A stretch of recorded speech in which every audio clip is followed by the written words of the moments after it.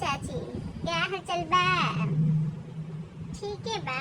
हमारी सासू माँ क्या कह रही थी? वो बुराई तो कर ही नहीं सकती हैं। क्या है से कि कहती हैं हम वहाँ के तुमको पानी नहीं लगने देंगे, वहाँ के लोग जैसे हैं रहने दो, तुम हमारे हिसाब से रहो।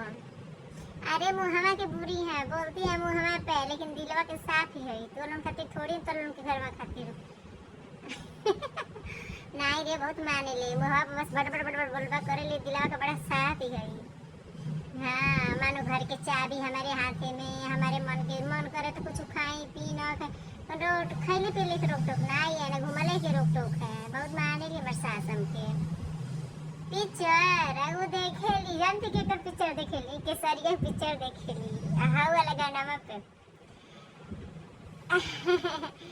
केसरिया जन गावे सड़िया पे इनके स्टेजवा पे, उनके बड़ा निक लागल हमारे सासू के।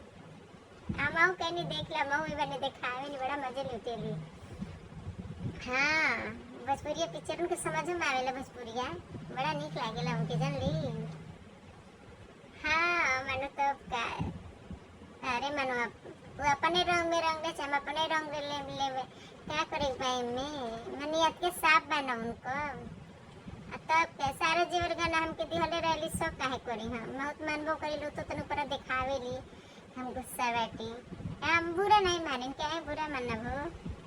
तब का आखिर है तो सासू माना, सास भी तो कभी बहू थी।